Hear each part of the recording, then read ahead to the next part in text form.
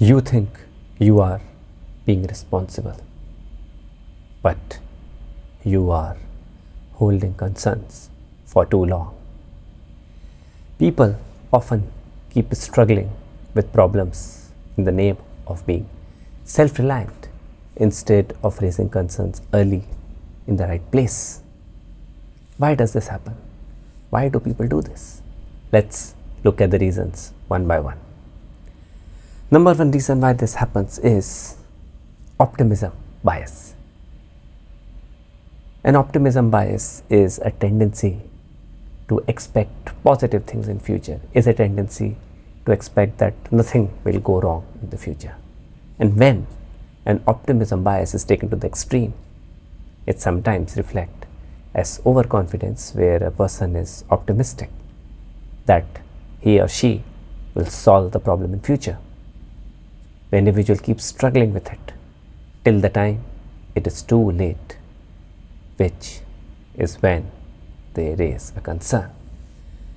This happens in corporate, where a person who is tasked with a project or a responsibility, and they keep working on it by burning the midnight oil.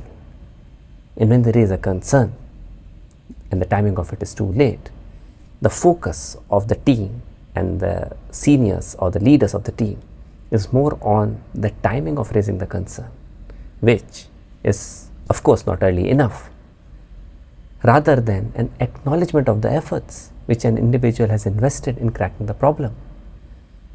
So if you look at it, all the effort has not given any return on investment to this person. This thinking bias, which is rooted in optimism and positive thinking about future, it turns on its head and it becomes a negative scenario for the individual. Number two reason why this happens is self-reliance bias. People consider themselves sufficient to finish a task which they have picked up or which they have been given, and feel that they have the capability to control it.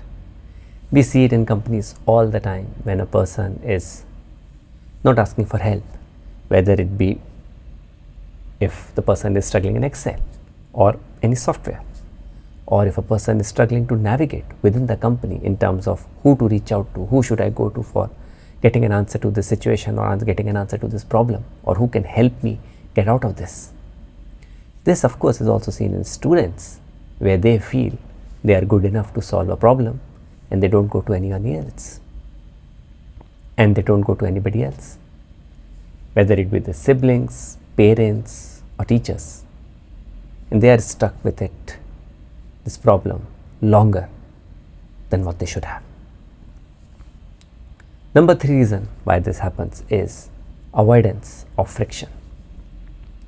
This is true both in corporate and personal life situations where an authority figure is present.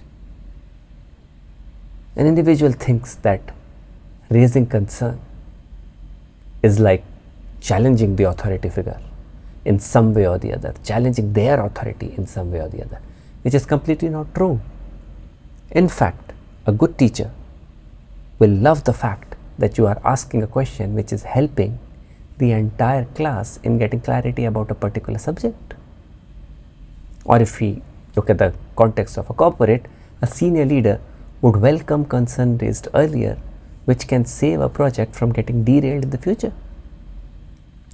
This avoidance of friction is more of a fear in our own mind rather than being a reality. If we cross this barrier, it becomes more of a positive situation for us.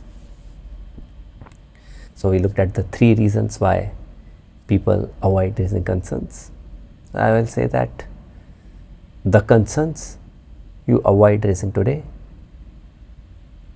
come back as escalations tomorrow.